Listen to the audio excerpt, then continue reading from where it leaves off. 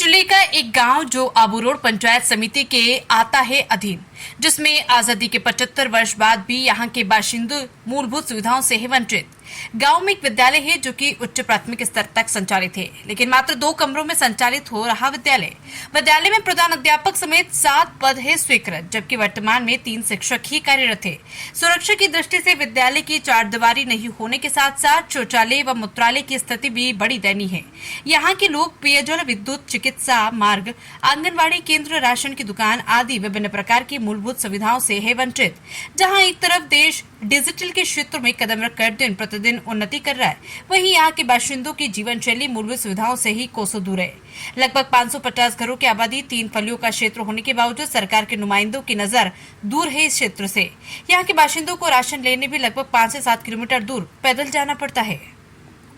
नमस्कार, Devanagari India news से मैं लोकेश सोनी, आबू रोड। हम आज आए हैं आपके सामने एक रोचक कहानी को लेकर, जहां पर आज़ादी के 75 साल बाद भी लोग मूलभूत सुविधाओं से वंचित है। आखिर ऐसा क्या कारण है या क्या वजह है जिस वजह से लोग आज़ादी के 75 साल के बाद भी अपनी मूलभूत सुविधाओं से वंचित है। मूलभूत सुविधाओं को अगर देखा जाए तो सड़क, पानी और विद्युत की जो व्यवस्था होनी चाहिए थी, वो आज एक हम जिस गांव में पहुंचे हैं उस गांव में हमें नहीं देखने को मिली है।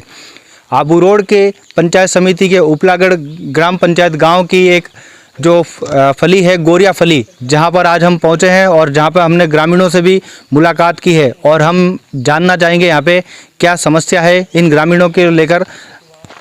सर, आपका नाम? आपका नाम? मेरा नाम लूटाराम जी है। मैं जाति गरासिया हूँ और उपलागढ़ से गोरिया फली रहने वाला हूँ। तो हमारे गांव में रास्ता नहीं है और पानी की सुविधा नहीं है।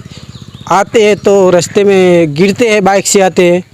तो हमारे इसलिए कि सरकार से मुझे दोनों हाथ से रिक्वेस्ट है कि ये हमारा रास्ता करवाइए। मैं सरपंच साहब को बोला जाता था उपलागढ़ जाके इलेक्शन में, तो सरपंच ने क्या बोला था कि मैं रास्ता नहीं कर पाऊँगा, ऐसे करके मुझे बताया था। इसलिए मैंने इस सर को बुलाने की कोशिश की है। तो जैसा कि यहाँ पे एक जानकारी निकल के सामने आ रही है कि जो सड़क है वो यहाँ है नहीं। लगभग हम जब यहाँ इस क्षेत्र में पहुँचे थे तो हमने भी 2 किलोमीटर बाइक का चलाया है, लेकिन जिस तरीके से हमने बाइक को ड्राइव किया है और जिस तरीके से हम पहुँचे हैं वो एक बहुत ही दयनीय स्थिति है। लेकिन यहाँ पर रोज़मर्रा की ज़िंदगी जीने वाले लोग किस तरह से अपना जीवन यापन कर रहे हैं वो वास्तव में रोचक है। और क्यों वो मूलभूत सुविधाओं से वंचित है, प्रशासन को इस ओर ध्यान देना चाहिए और जो भी मूलभूत सुविधाएं इनको मुहैया होती है वो मूलभूत सुविधाएं उपलब्ध कराने का श्रम करना चाहिए। आइए इसी संबंध में हम और जानना चाहेंगे। सर, आपका नाम? मानाराम जी। मानाराम जी, क्या समस्या है यहाँ पे विशेषकर? एक तो इसको है पहले तो दिक्कत, एक हमारा लाइट नहीं है, वो एक हमारा सड़क नहीं है, हमारा पानी रास्ता नहीं है, हमारा हर बात दिक्कत है। बस तो यहाँ पर कोई हॉस्पिटल से संबंधित या कोई चिकित्सा से संबंधित कोई अस्पताल में है? हरी बीमारी हो गया तो कोई हमारा टोली बदल ले जाओ दवाखाने। अच्छा, अगर कोई बीमार होता है तो टोली बांधकर झोली करके लेके जाते हैं। तो जैसा यहाँ पे सुनने में आ रहा है कि चिकित्सा की भी कोई व्यवस्था है नहीं, और जब भी कोई व्यक्ति बीमार होता है या कोई महिला जो है वो गर्भवती होती है उसे झोली बांधकर 2 कंधों पर लेकर जाया जाता है। और भी समस्या से रूबरू होने के लिए हम बात करेंगे। सर, आपका नाम? बानाराम जी। बानाराम जी, क्या समस्या है इस गाँव में? समस्या हमारी यही है, यहाँ तो रास्ता नहीं है, कच्ची सड़क बनी है, नाला आता तो टूट जाता है बारिश के टाइम पे और आने जाने के लिए दिक्कत है। और हमारी स्कूल की समस्या ये है, अगर बारिश में पानी टपकता है, बच्चे मास्टर साहब उसको बच्चों को लगा कर सफा करके बच्चों को पढ़ाते हैं। और मेन बात क्या है कि कोई डिलीवरी केस हो तो उनको डोली बना के ले जानी पड़ती है। ये हमको परेशानी, कोई हरी बीमारी है उसमें भी हमको परेशानी आती है। तो लाइट की कोई व्यवस्था है यहाँ पर? लाइट की कोई व्यवस्था नहीं है, सूर्याकाश लगाए हैं तो यही है बस। तो पीने का पानी कहाँ से लेकर आते हैं आप? पानी पीने का पानी हम नाले में से लेके आते हैं। कौन से नाले में से? नाला ये है, स्कूल के सामने ये नाला ये है। अच्छा, तो पीने के पानी की भी यहाँ पे कोई उचित व्यवस्था नहीं है। बरसाती नाला जो जिस प्रकार से इन्होंने नाला बताया है वो एक बरसाती नाला है और उस नाले में से ये पानी भरकर लेके जाते हैं।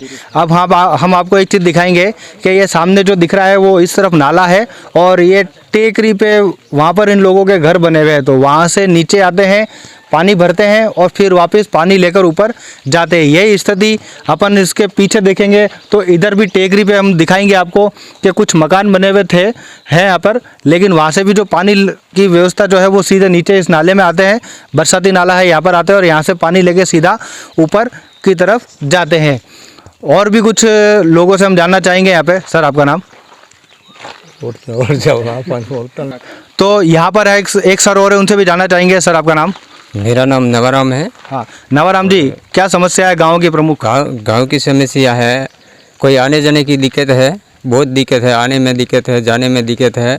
कोई आने जाने में सड़क बनी हुई है तो कच्ची है, वही जाने में कोई बाल बच्चे तकलीफ है, कोई पानी की व्यवस्था नहीं है, कोई बिजली की व्यवस्था नहीं है और कोई व्यवस्था नहीं है।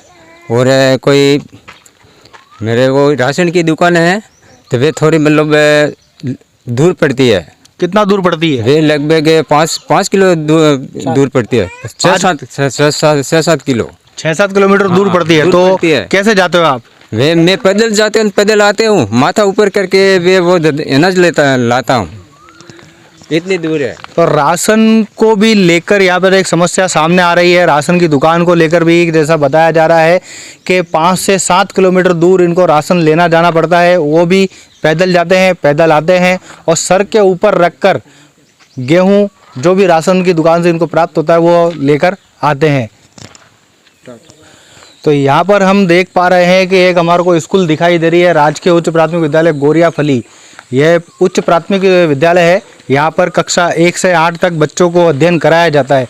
इस स्कूल से भी हमको कुछ जानकारी अगर मिल सकती है तो हम लेना चाहेंगे कि गांव में किस प्रकार की समस्या है, किस प्रकार लोग अपना जीवन यापन कर रहे हैं मूलभूत सुविधाओं के अभाव में। सर, आपका नाम? मेरा नाम अरविंद सिंह है। अरविंद सिंह जी, आप कब से पोस्टेड हैं यहाँ इस स्कूल में? जुलाई 2017 से। जुलाई 2017 से। तो मतलब कितना नामांकन है स्कूल में? 84 का है। 84 का है। और एवरेज उपस्थिति जनरल कितनी आती है? 55 से 60। 55 से 60। तो यहाँ पे एक तो 4 दीवारी हमको कहीं दिखाई नहीं दे रही है। इस विषय में आपने अपने उच्च अधिकारियों से अवगत कराया? जी हाँ, लिख के दिया था, पंचायत में भी लिख के दिया है और कैंप लगती है हमारे यहाँ पर, उसमें भी हमने प्रयास किए।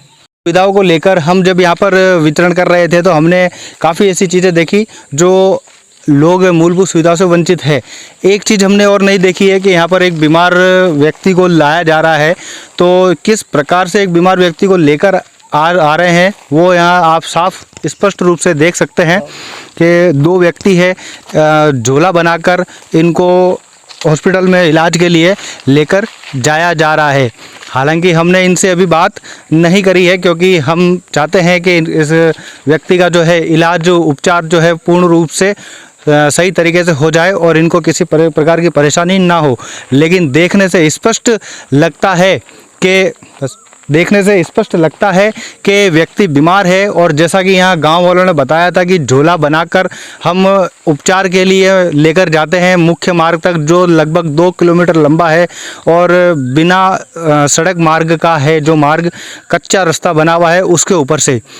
और अब आगे ये देखना है कि यहाँ के बाशिंदों को मूलभूत सुविधाएं कब तक मुहैया हो सकती है, ये जानने के लिए हमसे जुड़े रहिए। देवनागरी इंडिया न्यूज़ से मैं लोकेश सोनी, आबू रोड।